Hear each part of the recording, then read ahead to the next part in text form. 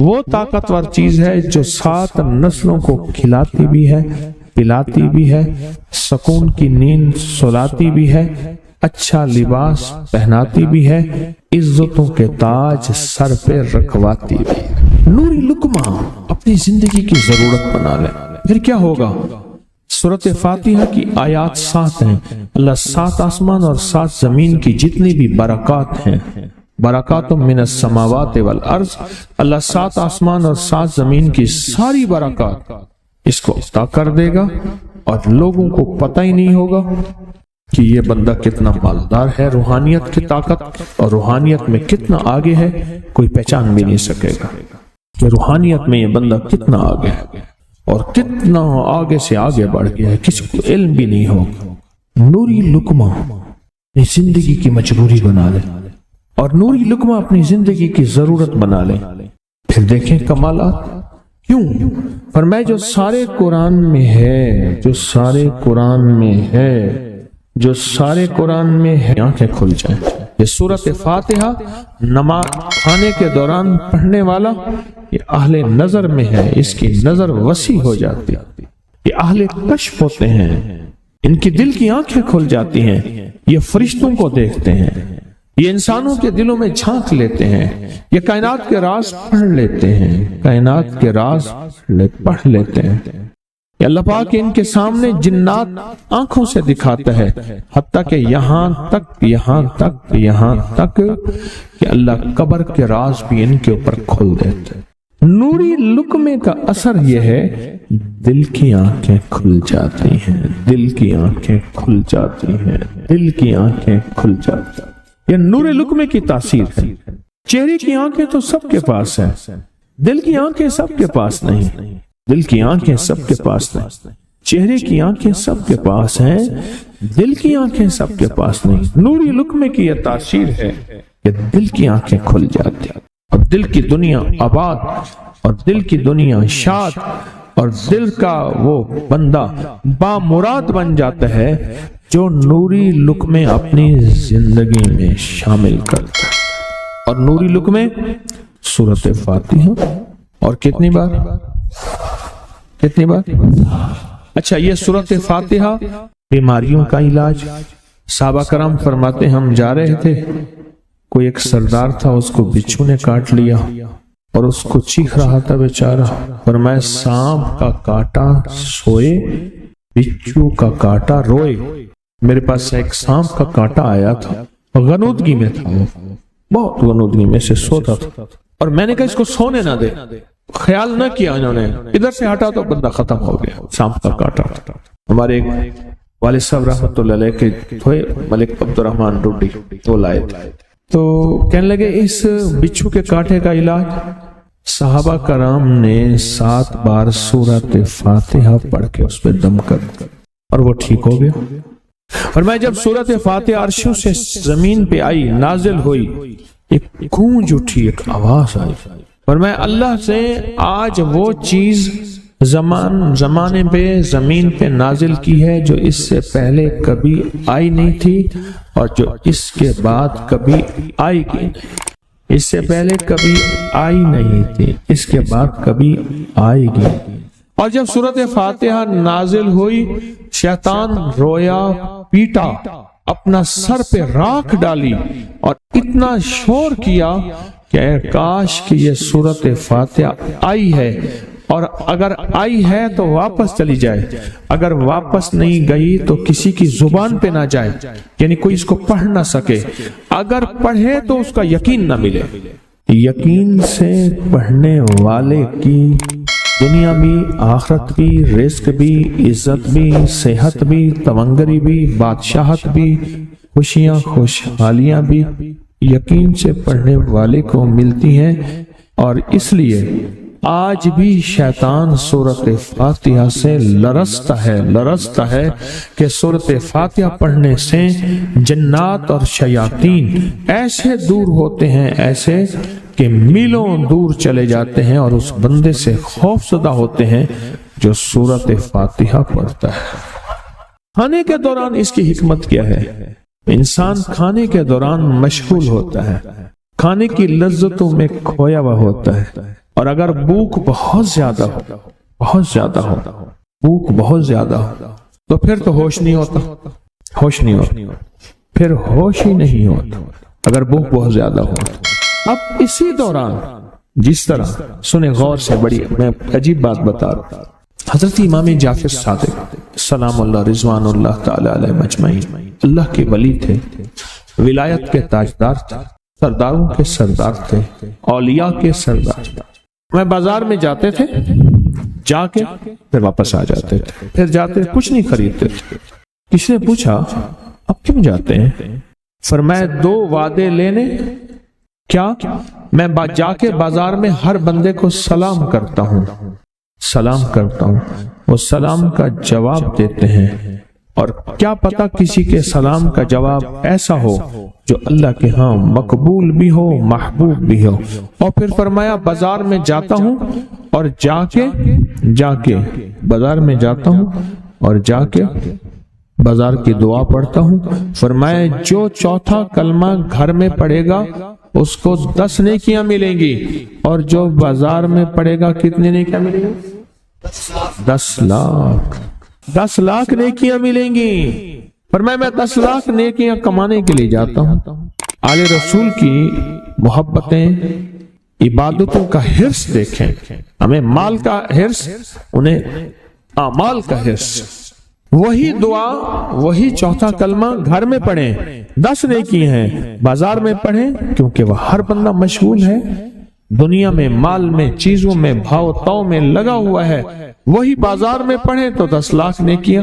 اسی طرح کھانے کے دوران جب لذت ہے، کھانے کے دوران ذائقہ ہے، اور کھانے کے دوران لذت اور ذائقے میں اگر کوئی بندہ سورۃ فاتحہ پڑھ لے تو اللہ کہتا ہے تو ان لذتوں میں مجھے نہ بھولا، ان کھانے کی چیزوں میں مجھے نہ بھولا، ان ساری کیفیتوں میں مجھے نہ بھولا۔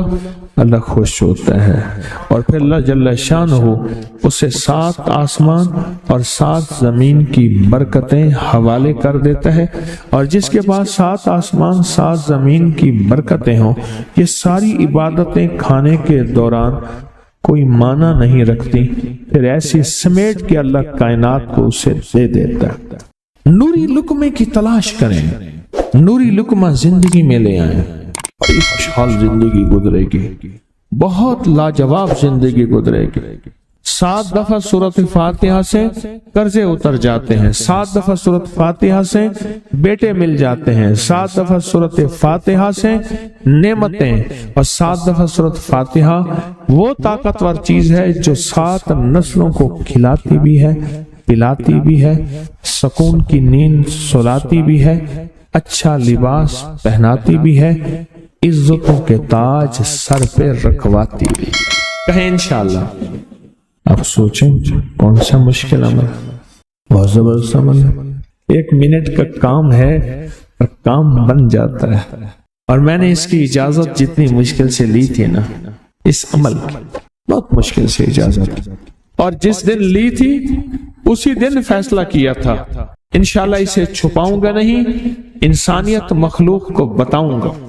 اور یہ 7 دفعہ سورۃ فاتحہ جو دل کا مریض ہو مجھ جیسا اس کا بھی علاج ہے، جسمانی ہو یا روحانی۔ میں نے پچھلی دفعہ کہا نا کہ میں دل کا سخت مریض ہوں اور آج بھی ہوں، دعا کرو موت تک نہ رہوں، اور میں دل کا سخت روحانی مریض ہوں، جسمانی نہیں ہوں۔ میری پچھلی دفعہ کی وجہ سے پوری دنیا میں کوہرام مچا ہوا ہے کہ بابا گیا، جانا تو ہے، جانا تو لازم ہے۔ پچھلی دفعہ میں نے وہ کہہ دیا کہ میں دل کا سخت مریض ہوں، میرے لیے دعا کرو، وہ یہ مریض ہوں، روحانی مریض ہوں، روحانی مریض ہوں۔ تو یہ بیماری جو دل کی بیماری ہے نا، اس کا بھی علاج ہے، روحانی ہے یا جسمانی۔ جیسے میں دل کی روحانی بیماریوں کے بارے میں نے آپ کو کہا، میں سخت مریض ہوں دل کا، اللہ کرے اس کا مرض کا علاج ہو جائے۔ تو کھانا کھاتے ہوئے میرے دل کے لیے بھی آپ دعا کریں گے کہ اللہ بھی میرے دل کو ٹھیک کر دے، اللہ بھی ٹھیک کر دے۔ آپ مجھے بزرگ سمجھتے رہے اور اندر سے کام کھوکھلا ہو، یہ دل کی روحانی بیماریوں کا بھی علاج ہے، اور یہ جسم کی اور دل کی جسمانی بیماریوں کا بھی علاج ہے۔ یہ صحت مندی کا راز ہے۔ सूरत फातिहा है बाबा, सूरत फातिहा, सूरत फातिहा। जो बंदा सूरत फातिहा पढ़ता है, एक बार अल्लाह जल्ल शानहू इन 7 आयात की तासीर और ताकत उसे अता फरमाते हैं, और 7 समंदरों में जो ग़िज़ा, रिज़्क़, ताकत और कुव्वत अल्लाह ने रखी है, उसका हिस्सा इस बंदे को देते हैं जो सिर्फ एक बार सूरत फातिहा पढ़ता है। ये दुआ क्या है? वो अगननी बेफज़ल का अम्मन सिवा। और इसकी ताकत क्या है और इसकी तासीर क्या है? मसनून दुआ है। आका की बारगाह में एक शख्स मकरूज, परेशान, गुर्बत और तंगदस्तियों का मारा हुआ, हालात का हारा हुआ, जिंदगी से बेजार, मुआशरे ने उसको, जमाने ने उसको छोड़ दिया, मुआशरे ने, जमाने ने छोड़ दिया, और हुजूर की बारगाह में हाजिर हुआ। तो हुजूर ने फरमाया, तू पढ़, अल्लाहुम्मा मकफिनी बिहलालिका अन हराम, अगननी बिफज़लिका अम्मन सिवा, अल्लाहुम्मा मकफिनी बिहलालिका अन हराम। अल्लाह मेरी किफायत फरमा, किफायत फरमा। अब किफायत से मुराद ये है, कभी वो एक बाबा जी कहते थे कि नहीं लोड़ दी थोड़ ना होवे, मुझे जिस चीज की जरूरत हो वो हर वक्त मुझे मिलती रहे। अल्लाह ऐसी किफायत फरमा, या किसी का मोहताज ना रहूं, ऐसी किफायत फरमा, मैं आजिज न बनूं, ऐसी किफायत फरमा, एक एक चीज को तरसता ना रहूं। अल्लाहुम्मा मकफिनी बिहलालिका अन हरामिका। पर किफायत करने में मेरे साथ हलाल के मामले करना तेरी तकसीम है, तेरी तरतीब है। अल्लाह मुझे हलाल भी चाहिए, और ऐसा चाहिए जिसमें वुस्सत हो, और ऐसा चाहिए जिसमें बरकत हो, और ऐसा चाहिए जो मेरी सारी जरूरतों की किफायत करते, सारी जरूरतों की किफायत करते। मेरे पास वो हाल नहीं चाहिए कि आज एक चीज है दूसरी नहीं है, दूसरी है तीसरी नहीं है। एक साहब के पास एजेंसी थी, कहने लगे एक दफा मियां बीवी हम रोटी खा रहे थे, एक ठंडा सांस निकला बीवी का। मैंने कहा क्या हुआ? कहने लगे कि जब मेदा ठीक था तो खाना नहीं था, अब बीमारियां, रोग लग गए हैं, खाने लाजवाब हैं। उस वक्त गुर्बत थी, तंगदस्ती थी, दिल चाहता था खाने को, तबीयत चाहती थी राहत को, अब वो नहीं है। और जब से ये दुआ पड़ी है, फिर रब ने वुस्सत के दरवाजे खोले। उसने एक वो एजेंसी ली थी जो कोई नहीं लेता था, बिल्कुल कोई ऐसा इदारा था जिसका सारा निजाम खत्म हो चुका था। वो एजेंसी ली जो कोई नहीं लेता था, उसने ले ली, सस्ती मिलती थी, लेकिन उसके साथ कुदरत की ताकत थी, कुदरत की कुव्वत थी, अल्लाह का निजाम उसके साथ था, अल्लाह का निजाम उसके साथ था। अल्लाहुम्मा मकफिनी बिहलालिका अन हरामिका। मैं अल्लाह मुझसे तुझसे वो रिस्क नहीं मांगता जो मेरा और मेरी नस्लों की किफायत ना करे। अल्लाह वो रिस्क मांगता हूं जो किफायत करे, पर हलाल मांगता हूं, तय्यब मांगता हूं, ताहिर मांगता हूं, मुताहिर मांगता हूं, हराम नहीं मांगता। हराम जितना ज्यादा हो जाए एक वक्त आएगा खत्म हो जाएगा, हराम जितना पहाड़ बन जाए एक वक्त आएगा अल्लाह उसको खत्म करके दिखाएगा। मैंने एक जगह हजरत अब्दुल्ला बिन मसूद रजी अल्लाह तआला का फरमान पढ़ा, वो बस एक दफा पढ़ा, मुझे ना भूला। फिर फरमाया सूद का अंजाम तंगदस्ती और फक्र है। हाँ, और एक और सहाबी का कौल है, और यही कौल हजरत इमाम जाफर सादिक का है कि हराम का अंजाम, हराम का अंजाम फक्र और किल्लत है। अल्लाह मुझे हराम नहीं चाहिए, और फिर अल्लाह कहता है अच्छा चलो ठीक है तेरी किफायत कर दी। तो फिर अल्लाह से एक बात और भी मांगते हैं, आगे जरा सुने। वह अगननी बेफज़ल का, मौला मुझे गनी कर दे, मुझे पता है तेरे फजल से कोई गनी होगा, मेहनत करके गनी कोई नहीं होगा। क्या कमाल दुआ है। वह अगननी बेफज़ल का, अगननी मुझे तेरे फजल से गनी होना है। میں جا رہا تھا، سیڑھی رکھی ہوئی تھی لمبی بڑی اونچی، اور سر پہ گارے کا تھال تھا اور ایک بندہ چڑھ رہا تھا. میں نے دیکھا میرا کلاس فیلو ہے. وہ اس وقت تک قدم اتنے چڑھ چکا تھا کہ چھت پہ گارا دینے گیا. آگے ایک اور مزدور کھڑا تھا، اس نے چھت کی لپائی ہو رہی تھی، چھت کی لپائی ہو رہی تھی بھوسے والے گارے سے. تو جب وہ نیچے اترا تو میں نے اس کو آواز دی، اس نے پہچان لیا. میں نے اس کے والد کو مزدوری کرتے دیکھا تھا اور اس کو سنا تھا کہ اس کا دادا بھی مزدوری کر رہا اور وہ آج بھی مزدوری کر رہا. وَأَغْنَنِي، اللہ مجھے غنی کر دے، بے فضل کا، ہوگا تیرے فضل سے. محنت شرط ہے، یہ لفظ ہمیشہ یاد بھی رکھیں، غور بھی سنیں.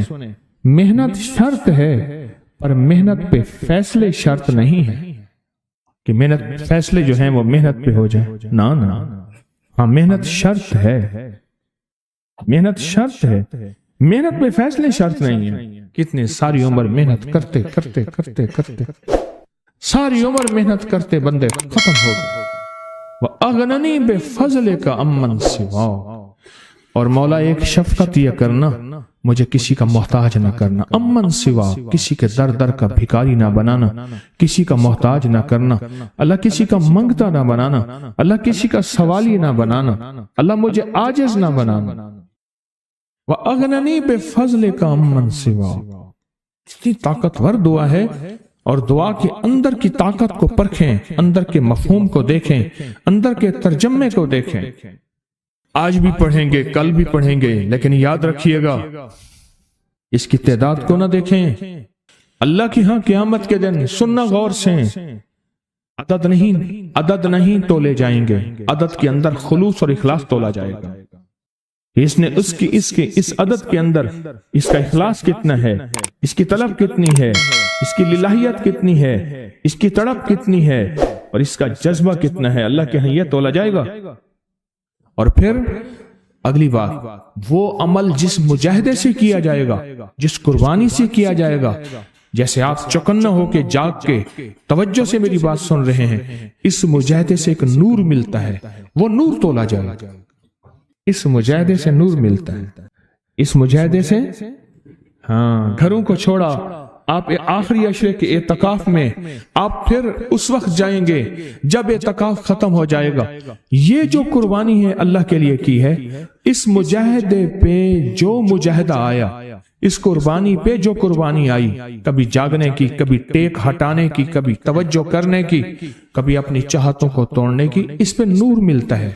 یہ نور قیامت کے دن ترازو میں تولا جائے. وَأَغْنَنِي بِفَضْلِكَ عَمَّنْ سِوَاكَ، مولا مجھے غنی کر دے، اور مجھے پتہ ہے غنی تیرے فضل کے بغیر کوئی نہیں ہوگا. آج کی بات، میرے پاس ایک صحابہ مجھ سے کہنے لگے، جی میں نے، آپ نے مجھے لقد جاءکم رسول بتایا تھا. نہیں، بتایا نہیں تھا، میں نے آپ کا سنا تھا، لقد جاءکم رسول، اور میں نے بہت پڑھا. میں نے کہا ابھی تک دولت مند نہیں ہوئے، دولت مند نہیں ہوئے. ساتھ بیٹھے ہوئے تھے ایک صاحب، کہنے لگے جی ہو گیا دولت مند. میرے مدینے والے کی یہ نعت ہے، سورۃ توبہ کی آخری 2 آیات، لقد جاءکم رسول من انفسکم سے آخر تک یہ سورۃ توبہ کی 2 آیات، یہ میرے مدینے والے کی شان ہے، شان ہے. کہنے میں دولت مند ہو گیا. کیا پایا اس آیت سے؟ رزق پایا؟ کیا پایا؟ کہتے الحمدللہ وسیع کاروبار ہے. ان کے ساتھ ایک بیٹھے ہوئے تھے سابق وفاقی وزیر، وہ میں نے بات کی نا تو وہ کہنے لگے جی بہت ہے، بہت ہیں ان کے پاس. اور اس کی بنیاد کیا؟ میرے مدینے والے کی شان ہے. سورۃ توبہ کی آخری 2 آیات. مجھے اجازت حق کہنے لگا، آپ نے مجھے یہ آیت بتائی تھی، میں گاڑی میں جا رہا تھا، آگے آئی ٹینکر پھٹا پھٹا پھٹا پھٹا اور میری گاڑی موم ہو گئی. کوئی طاقت تھی، میں باہر کھڑا ہوا تھا، پتہ نہیں کیسے کھڑا ہوا تھا. الیکشن کے دوران میری کارنر میٹنگ تھی، جلسے ہوتے ہیں، میں یہ آیت پڑھ رہا تھا دل میں آیا بس میں چلا جاؤں، یوں میں گیا اور ٹرانسفارمر میں بم فٹ تھا اور وہ پھٹ گیا۔ سورۃ توبہ کی آخری تو آیات، یہ میرے مدینے والے کی نعت ہے، یہ میرے مدینے والے کی شان ہے۔ اس میں حفاظت ہے، اس میں کفایت ہے، اس میں کفالت ہے، اس میں روحانیت ہے، اس میں نورانیت ہے، اور اس میں مدد ہے۔ کیا بتاؤں، ہارون رشید کی ایک باندی تھی، بہت اس سے محبت تھی، دل تھا، الفت تھی، شکل و صورت کی بیچاری بالکل مختصر تھی۔ ہمارے ہاں ایک بندہ تھا، وہ شکل و صورت کی مختصر کو ایک لفظ کہتا تھا، کہر کوجی ہے، کوجا۔ پتہ نہیں آپ کوجا آج کی نسل کو کیا پتا، کوجا کسے کہتے ہیں؟ ایک کوجا تے بیا کہر کوجا، کہر کوجا، او مئی کہر کوجی تو جو آنی رات ہی جو پاگل کیا پیا فوت ہو گئی۔ اب ساتھ بیٹھا رو رہا ہے اور اس کو غسل دے رہے ہیں۔ اس کی بالوں کی نا وہ لٹیں ہوتی ہیں، لٹھوں کی مینجی میں سے ایک تعویذ نکلا، یا وہ تعویذ نکلا اور وہ تعویذ جس کے ہاتھ میں آیا اب محبتیں اس کی طرف چلی گئی اور کہنے لگا ہاں ویسے بھی شکل صورت کی اچھی نہیں ہے، اس کو بس نہلا کے دفنا دینا اور تم نہلا کے میرے پاس آ جانا۔ اللہ دا بندہ کیا تھی گئے تھے، گالا تھی گئی، پاگل تھی گئی، کوئی خدا دا نام من کے اس نے کہا اس میں نہیں، اس تعویذ میں تھا، یہ جس کے پاس آئے گا۔ جب اس تعویذ کو کھولا وہ ایک خاص ترتیب سے لقد جاءکم رسول لکھا ہوا تھا۔ محدثین نے لکھا ہے، بڑے بڑے اولیاء نے لکھا ہے، صلحاء نے لکھا ہے، اس تعویذ کے اندر، اس آیت کے اندر اللہ نے یہ تاثیر بھی رکھی ہے کہ اگر اس آیت کو انسانیت کی محبت کے لیے، عالم کی محبت کے لیے پڑھا جائے تو اللہ پاک انسانوں اور عالم کو محبتیں اور تسخیر پیدا کر دیتا ہے، حتیٰ کہ آپ اس آیت کو جنات کی محبت کے لیے پڑھیں تو میرے پاس واقعات ہیں کئی کہ جنات دوست بن گئے، تابع نہیں کرنا، کبھی یار بنانا، دوست بن گئے۔ اس آیت کو ایک بندے نے جنات کی محبت کے لیے پڑھا کہ یا اللہ جو جن نیک ہیں وہ میرے دوست بن جائیں، وہ خود بخود آ گئے، خود بخود آ گئے، اور جنات کی محبت میں دیوانے اور جن ہیں جو دن رات محبت ہے، دن رات پیار ہے، اور دن رات کہتے ہیں کوئی خدمت، کوئی کام، کوئی ہمارے لائق حاضری حضوری، دن رات۔ مجھے ایک بہت بڑے ذمہ دار فرد نے بتایا کہ مفتی زین العابدین صاحب رحمت اللہ علیہ میاں والی کے نہایت غریب گھرانے سے تعلق تھا، داؤد خیل کے تھے، اور فیصل آباد میں ان کی ایک ہمشیرہ تھی، انہوں نے یہ لقد جاءکم رسول ان کا بہت زیادہ پڑھا، اللہ نے تمنگری کی انتہا کر دی۔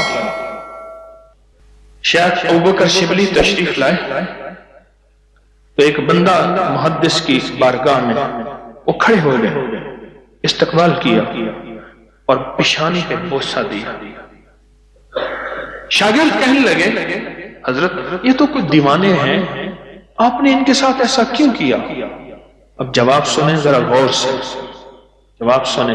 پر میں نے اپنے آقا حضور سرور کونین صلی اللہ تعالی علیہ وسلم کو خواب میں ایسا ہی دیکھا۔ یہ خواب میں حضور کی بارگاہ میں گئے، حضور کھڑے ہوئے، حضور نے استقبال کیا، عزت سے بٹھایا اور ان کی پیشانی پہ بوسہ دیا، اور میں نے پوچھا کہ یا رسول اللہ صلی اللہ علیہ وسلم، یہ آپ کی بارگاہ میں اس بندے کا استقبال، اس کی وجہ کیا؟ کہا 40 سال سے ہر نماز کے بعد پڑھتا ہے لقد جاءکم رسول من انفسکم، یہ آیت پڑھتا ہے، سورۃ توبہ کی آخری 2 آیتیں پڑھتا ہے ہر نماز کے بعد۔ 40 سال ہو گئے ہیں میری بارگاہ میں، حضور کی بارگاہ میں یہ استقبال بھی ہے، اور حضور کی بارگاہ میں یہ وقار بھی ہے، اور حضور کی بارگاہ میں یہ مقام بھی ہے۔